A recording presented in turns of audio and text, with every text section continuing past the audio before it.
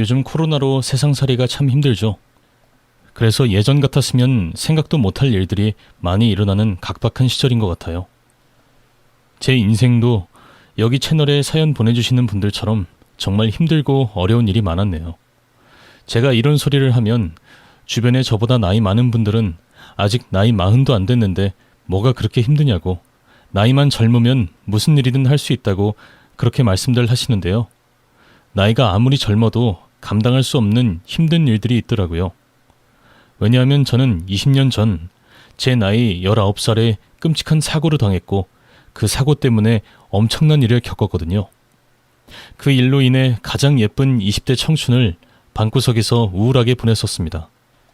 사실 인생 살다 보면 일진이 진짜 안 좋은 날이 있습니다. 그런 날은 절대로 집 밖에 나가거나 안 좋은 예감을 무시하면 안 되는데, 제가 학창시절에는 풍요로운 가정에서 인자한 부모님 사랑받으면서 외동딸로 곱게만 자라서 솔직히 안 좋은 일을 별로 겪어본 적이 없었거든요. 그래서 뭐든지 좋게 좋게 그냥 긍정적으로 생각하는 버릇이 있었어요. 그래서 그 사고 난 날 간밤에 악몽을 꾸고 일어나서 친구들과 여행 가기 싫었는데, 그래도 그냥 가기로 미리 약속했었고 친구들 다 저를 기다리고 있고 겨우 꿈자리 안 좋았다고 여행을 안 간다는 게 너무 예민하다는 생각이 들어서 그냥 친구들 따라 스키장에 갔습니다. 지금 생각해보면 정말 후회되는 일이었죠. 그때 취소를 할 수 없는 이유가 있었어요. 그해 저랑 친구들은 이미 대학 합격하고 대학 들어가기 전에 고등학교 친구들끼리 추억 여행 가려고 수능 끝나자마자 스키장 예약을 해놨었거든요.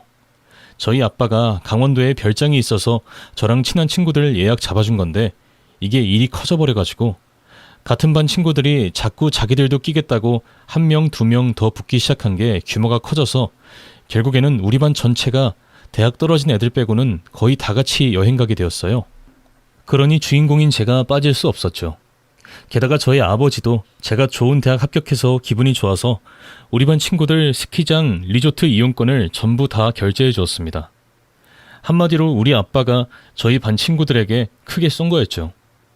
이런 분위기 속에서 꿈자리가 뒤숭숭하다는 이유로 제가 빠진다는 게 말이 안 되었죠.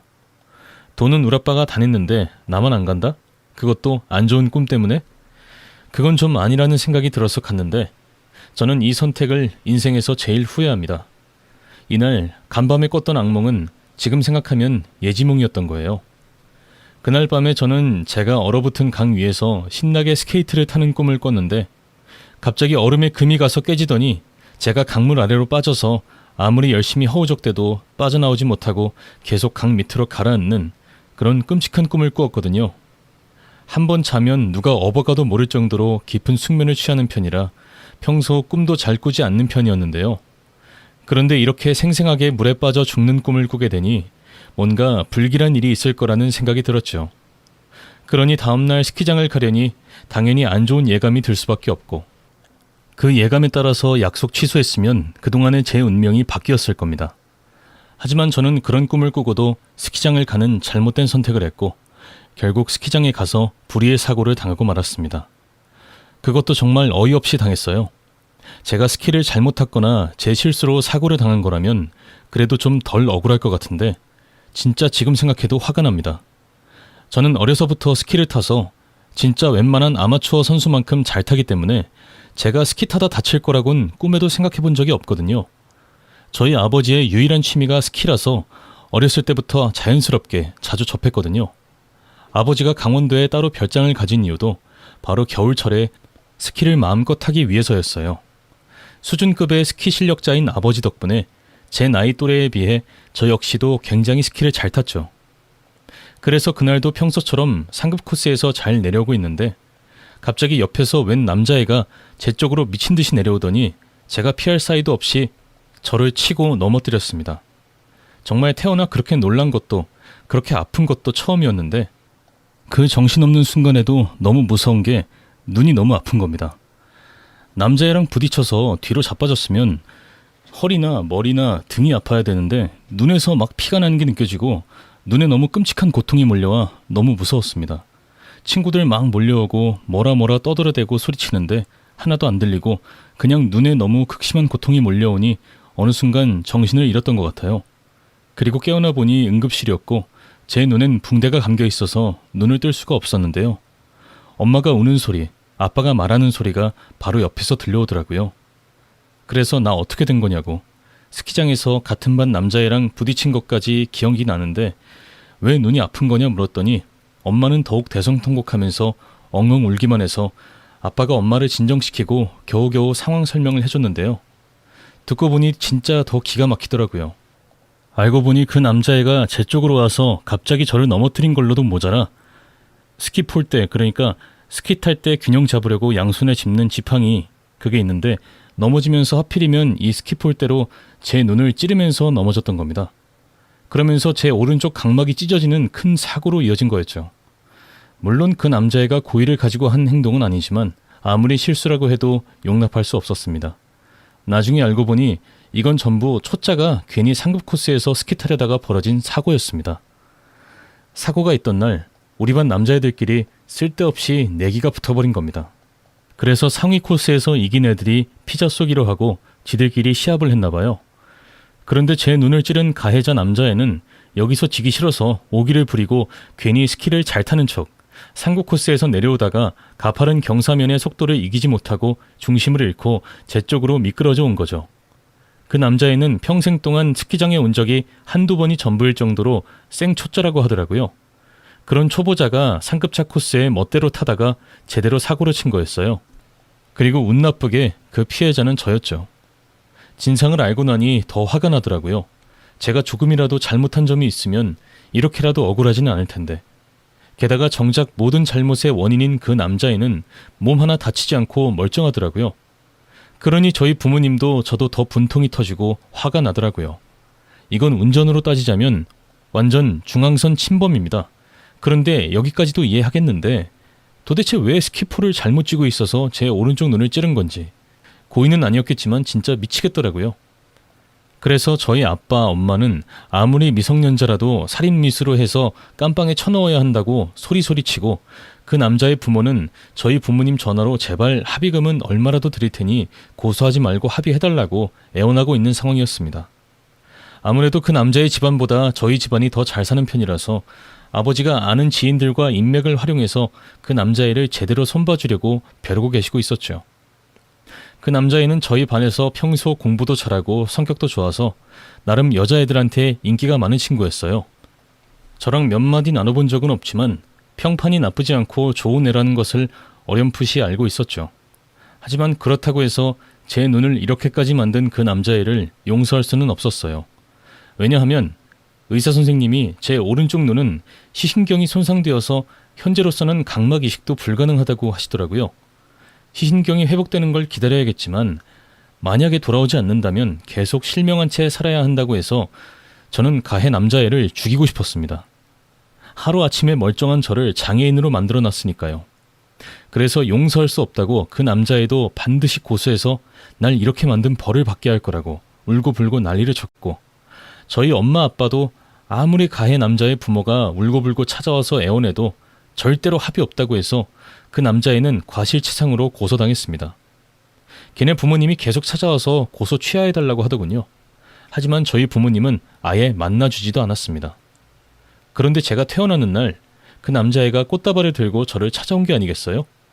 틀림없이 마지막으로 합의해주면 안 되겠냐, 매달리려고 왔겠구나 생각하고 저는 매정하게 말했습니다. 너 뭐야?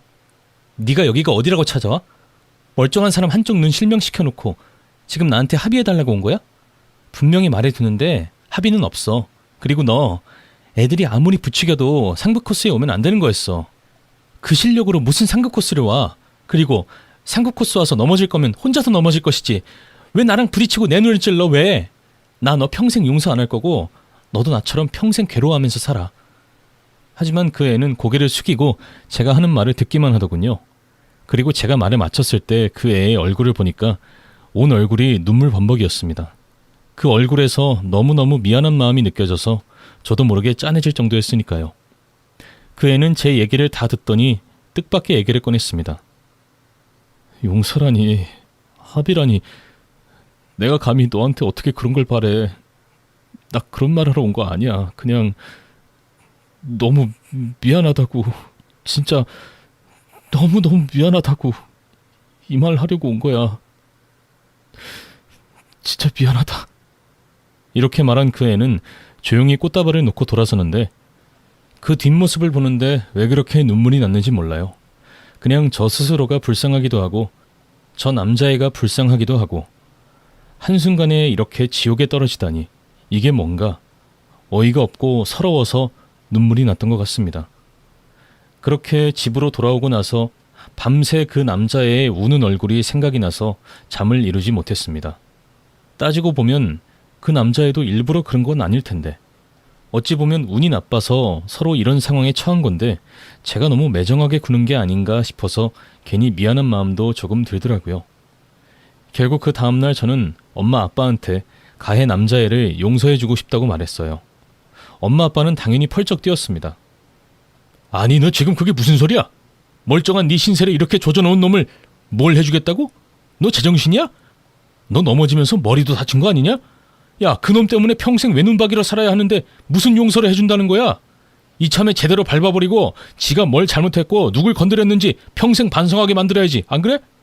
아빠가 화를 내자 엄마도 거들었습니다.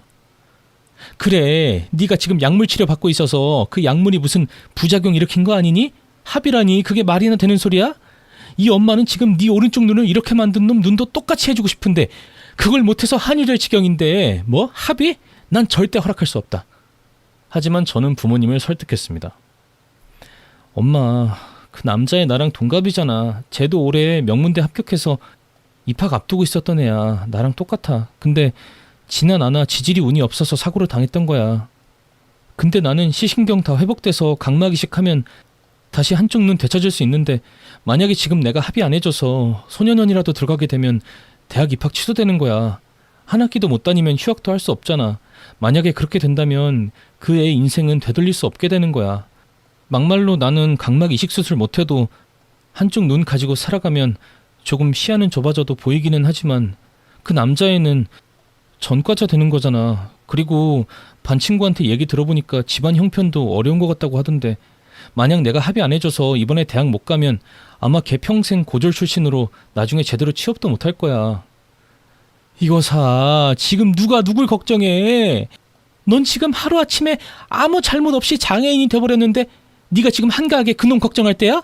그럼 네 인생은? 나는 그놈 인생보다 한쪽 눈으로 살아가야 하는 내 딸 인생이 더 걱정돼. 엄마는 절대 그놈 용서 못해. 나 치료 열심히 받을 거야. 그래서 내 눈 꼭 되찾고 말 거야. 그렇게 내 오른쪽 눈 각막 이식 성공하고 나면 이거 먼 훗날 보면 하나의 해프닝일 수 있고 지나가는 시련이 될 수 있는 거야. 그런데 만약에 그 남자애가 감옥 들어가서 혹시라도 인생 망해버리면 그때는 나도 마음이 안 편하고 이 일이 평생 마음에 남아있게 되는 거라고. 그러니까 그냥 합의해주자. 그 애도 공부 열심히 했고 지금껏 열심히 살다가 한 번 실수한 거잖아. 한 번의 실수 때문에 다 합격한 명문대 한 번 다녀보지도 못하고 깜빵에서 썩어서 나오면 공부도 때가 있잖아. 나 때문에 대학 입학도 못하고 고졸 출신으로 그저 그런 인생 사는 건 내가 원하지 않아. 만약에 나중에 취직도 안 되고 아무것도 안 돼서 나 원망하거나 복수하겠다고 찾아오면 그것도 골치 아픈 거잖아. 그러니까 그냥 합의해주자. 사실 저도 모르겠습니다. 그날 그 남자애를 왜 그렇게 합의를 해주고 싶었는지. 아마도 그 남자애가 진심으로 저한테 미안해서 눈물 범벅된 그 얼굴이 계속 떠올라서 그랬던 것 같아요.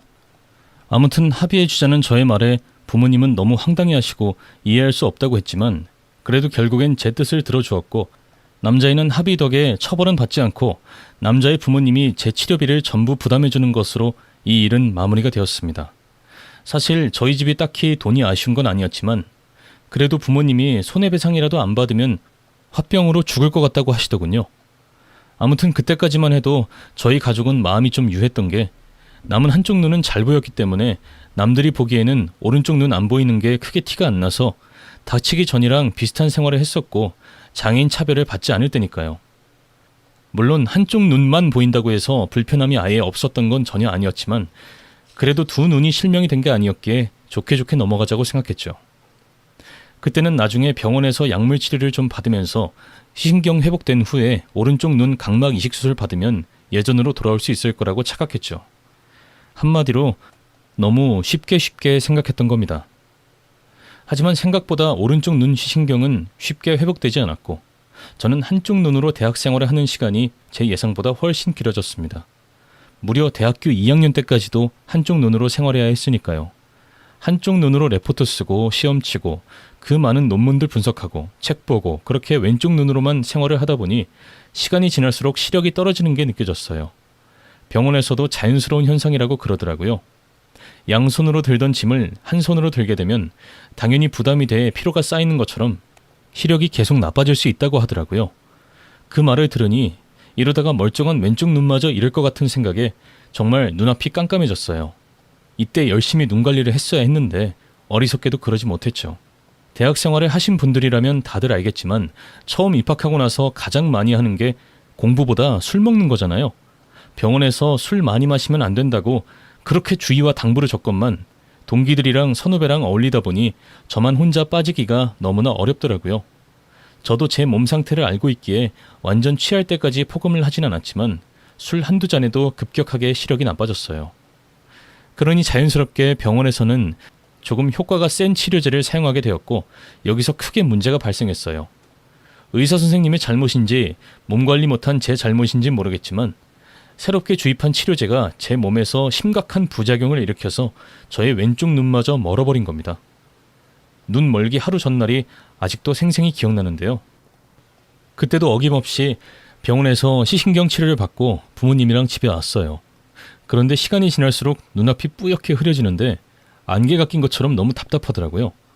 보통 치료를 받으면 몇 시간 동안 시야가 흐려질 수 있다는 부작용을 의사 선생님께 들어서 대수롭지 않게 생각했죠. 게다가 완전히 안 보이는 것이 아니라 대강 사물을 구별할 수는 있어서 조금 불편하다고만 생각했죠. 제 기억으로 마지막으로 본 게 저희 집 강아지 얼굴이었어요. 자기 전에 항상 양손으로 얼굴을 감싸고 입에 뽀뽀를 해주는데 그게 제가 눈으로 볼 수 있는 마지막 기억이었죠. 그리고 바로 잠이 든 것 같은데 아침에 눈을 뜨니 정말 깜깜한 게 아무것도 보이지 않았죠.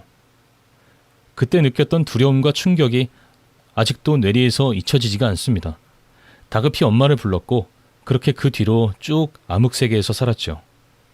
태어날 때부터 선천적으로 앞이 안 보이는 시각장애인은 오랫동안 겪은 노하우로 혼자서 생활할 수 있지만 저는 그렇지 않았기에 처음 시력을 잃고 나서는 혼자서 밥도 제대로 먹을 수 없었죠. 그러니 20년 넘게 교직에 몸담던 저희 어머니가 학교를 때려치우고 제 옆에서 하루 종일 병수발을 해주셨어요. 엄마가 없으면 밥도 잘 못 먹고 샤워를 하거나 옷을 입는 것도 힘들어서 이때 당시에는 죽고 싶은 심정이었어요. 처음에는 그래도 희망이 있었어요. 계속 꾸준히 치료받다 보면 시신경이 돌아오고 그래서 각막 이식 수술을 받아 다시 앞을 볼 수 있는 날이 올 거라고 막연히 기대를 했죠. 하지만 시간이 지나도 아무런 차도가 없는 제 상황이 정말 절망적이더라고요. 그러니 그제야 주제 파악이 제대로 되더군요. 제가 완전한 시각장애인이라는 것을요. 한쪽 눈이 보일 때는 그냥 잊고 살았는데 두 쪽 눈 다 안 보이니까 정말 아무것도 하기 싫었습니다. 그래서 다니던 대학을 휴학하고 무조건 눈부터 고치기 위해서 부모님이랑 같이 본격적으로 국내에 유명하다는 각막 이식 전문 병원은 전부 다 돌아다녀 본 것 같아요. 그런데도 이 치료제의 부작용을 확실하게 설명해 주질 않는 겁니다. 왜 이런 부작용이 일어난 건지, 왜 괜찮던 왼쪽 눈마저 멀게 된 건지 이게 흔한 경우가 아니라서 뭐라 단정 지을 수 없다더군요. 아무튼 다급해진 저는 각막 이식, 눈 수술, 눈 치료 관련해서 가족들과 함께 알아봤는데 이런 저를 도와준 게 바로 저희 학과 남자 선배였습니다. 제가 갑자기 휴학했다는 말을 듣고 무슨 일이 있냐면서 갑자기 연락이 왔더라고요. 그때는 제가 너무 심신이 지쳐 있어서 그 누구의 연락도 전부 다 만회주고 씹고 있었는데 이 선배는 걱정이 되어 집에 찾아왔다가 저희 부모님한테 제 얘기를 듣게 된 거죠. 선배는 저한테 찾아와서 그동안 혼자서 얼마나 무섭고 힘들었냐면서 이제부터 자기가 같이 도와주겠다고 하는데 지쳐있던 저한테는 그 말이 엄청난 위로로 다가왔습니다. 처음에는 별로 친하지도 않은 선배가 갑자기 나한테 왜 이렇게 관심을 쏟지? 의아해했는데 나중에 알고 보니 오래전부터 저를 짝사랑하고 있다고 하더라고요. 갑작스러운 고백에 조금 설레긴 했지만 그 당시 제가 누구랑 연애를 할 만큼 정신적인 여유가 있는 상황이 아니었어요. 그래서 선배의 고백을 거절했죠. 하지만 그럼에도 불구하고 계속해서 저희 집에 찾아와서 우울해하는 저를 위로해주고 옆에서 재미있게 말동무도 해주었어요. 그리고 저희 부모님보다 더 적극적으로 제 눈을 고칠 수 있는 방법을 알아보더라고요.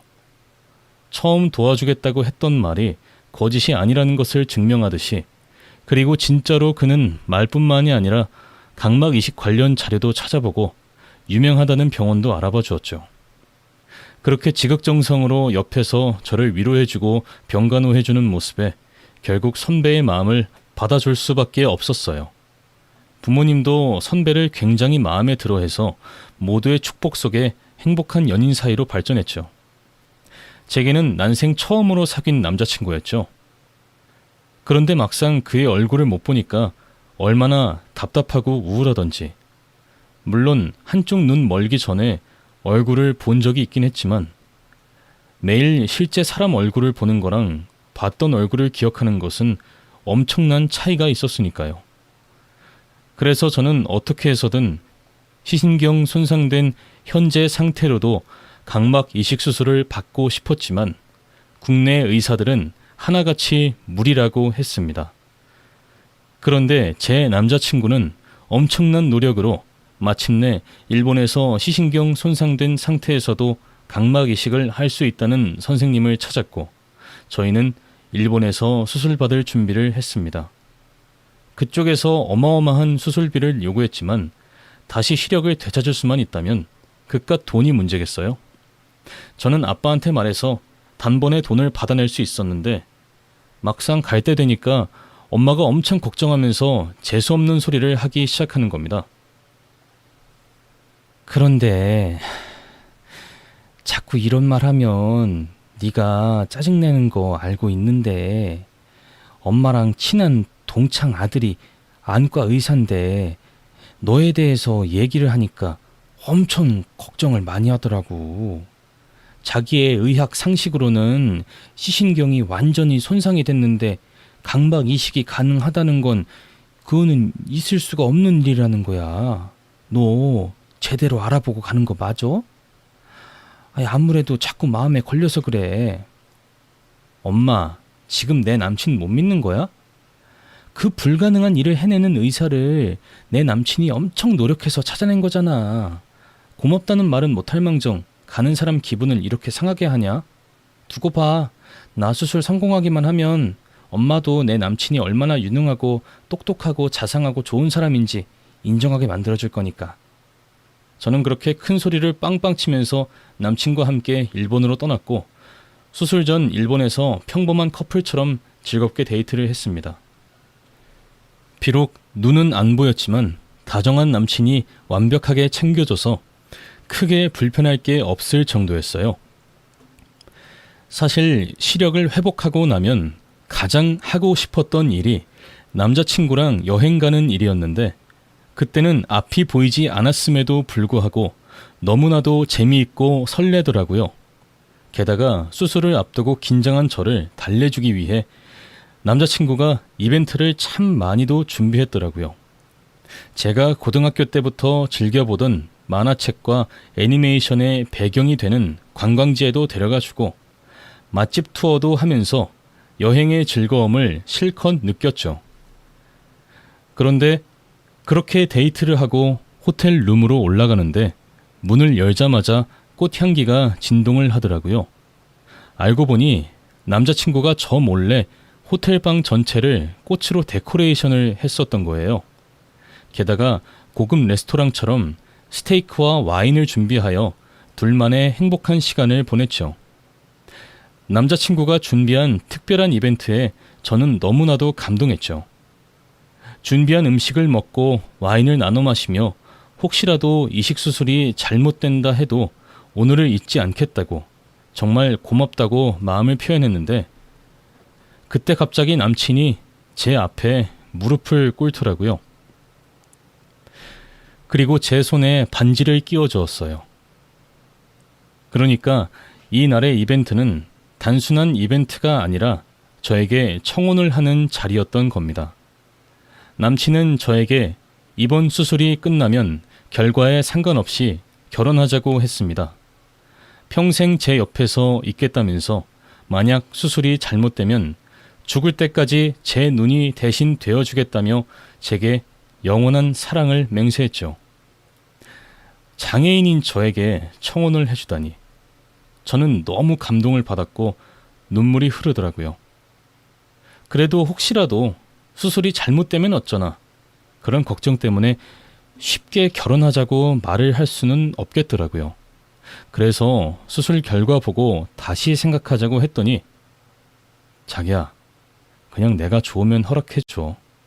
수술 결과 혹시 안 좋더라도 내가 자기를 떠나는 일은 절대 없을 거고 수술 결과 안 좋을 수도 없어. 내가 예약한 박사님 전 세계에서 아무도 할 수 없다고 했던 손상 각막 이식 수술을 해주겠다는 분이야. 그런 분이 수술해주는데 잘 못 될 리가 없잖아. 그러니까 허락해줘. 저는 그렇게 결혼을 하자고 약속했고 그날 남친과 꿈 같은 시간을 보냈습니다. 그리고 아빠에게 전화해서 추가 수술에 필요한 돈을 요구하고 수술 전 마지막 입금까지 마쳤어요. 그리고 마침내 수술 전날 병원에 잠깐 다녀와서 입원 수속을 밟아놓고 오겠다던 남친은 다음 날인 수술 당일까지 오지 않았고 아무리 전화해도 받지 않는 겁니다. 하루 동안 꼼짝 못하고 호텔에서 남자친구만 기다리고 있던 저는 뭔가 이상한 느낌이 들어서 결국 일본에 사는 사촌 언니에게 연락을 했어요. 제 사정을 전부 설명한 후에 남친이 알려준 병원과 박사 이름 알려주며 예약 어떻게 됐는지 알아봐달라고 했는데 글쎄 사촌 언니가 알아본 바로는 그 병원에는 그런 박사가 없다는 겁니다. 그러면서 안과 전문의가 있기는 하지만 각막 이식 수술은 따로 진행하지 않고 동네에서 간단하게 눈병 치료만 해주고 있다는 말을 하더라고요. 한마디로 남자친구가 말한 의사와 각막 이식 수술은 전부 다 거짓말인 셈이었죠. 그러면서 왜 진작에 자기한테 이런 일을 말하지 않았냐면서 엄청 안타까워 하더군요. 하지만 그때까지만 해도 저는 남친이 제 수술비를 사기친 건 꿈에도 모르고 남친한테 무슨 일이 생긴 줄 알았어요. 왜냐하면 이때까지 남자친구가 나쁜 사람인 줄 꿈에도 모르고 계속해서 믿었으니까요. 결국 소식을 듣고 일본으로 달려오신 아빠랑 현지에 사는 사촌 언니가 온갖 일본 지인이며 인맥들 활용해서 사기꾼 남친 잡아낸 후에야 저는 비로소 처음부터 모든 게 남친이 꾸민 사기라는 걸 알게 되었습니다. 저처럼 시신경 대부분이 손상된 환자는 각막 이식을 할 수 없는 게 사실이었는데 남친이 돈 욕심으로 돈 빼먹으려고 일본에 수술 가능한 의사 있다고 뻥쳐서 저를 농락했던 거였습니다. 그러면서 잘못했다고, 한 번만 선처를 부탁한다고, 자기 집이 갑자기 망해서 그랬네, 투자를 잘못해서 그랬네, 울면서 온갖 변명을 다 해대는데 도저히 참을 수가 없더군요. 그래서 합의 없이 고소하고 엄벌에 처할 것을 부탁한다고 재판부에 탄원서까지 써서 그 사기꾼은 징역 1년 실형받고 교도소에 들어갔습니다. 이 일은 저희 학과에도 소문이 나서 저는 쪽팔려서 학교도 못 가고 그대로 자퇴를 했어요. 눈이 실명한 건 둘째치고 사랑하는 사람한테 제대로 농락당하고 나니 제정신으로 살기 힘들더라고요. 내가 전생에 뭘 그렇게 잘못했다고 나에게만 이런 일이 일어나는지. 하루 종일 신을 원망하고 세상의 모든 것을 불신하고 불평했습니다. 그러니까 밥도 안 먹고 말도 안 하고 폐인처럼 방 안에서만 있었죠. 이 당시 저는 우울증을 크게 앓고 있었죠. 식음을 전폐하고 치료도 안 받고 인생 다 산 사람처럼 지내니까 저희 부모님이 너무 가슴 아파하면서 저를 원래 다니던 종합병원에 입원시켰거든요.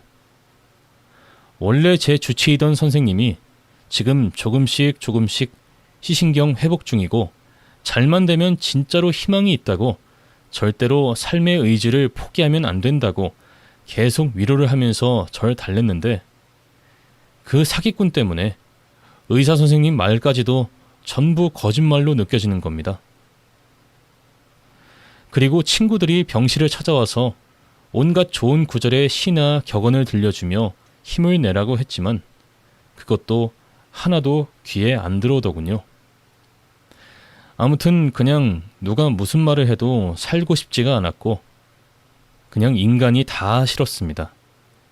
하나같이 못 믿을 인간들 같고 앞으로 계속 장님으로 살 생각하면 살아서 뭐하나 싶기만 했어요.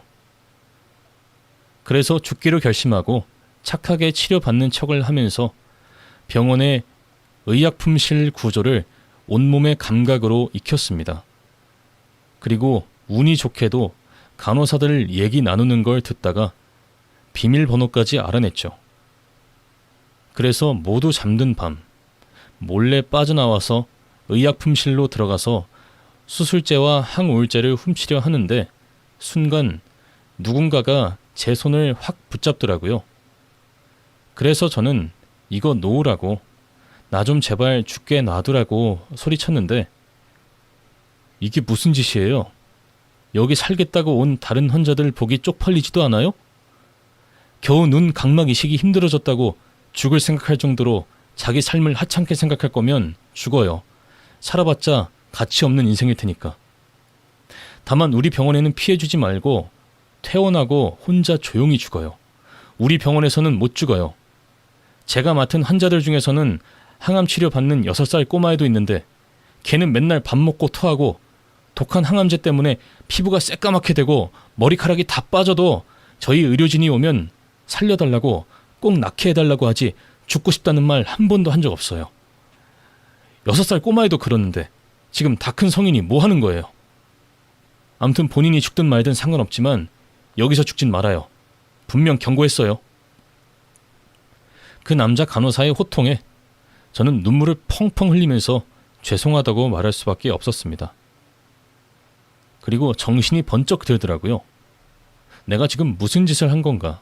6살 꼬마애도 살겠다고 발버둥 치는데 그깟 놈한테 각막 이식 수술 사기당했다고 너무 약한 마음을 먹은 게 아닌가, 이런 생각이 들면서 이대로 죽기는 너무 억울했습니다.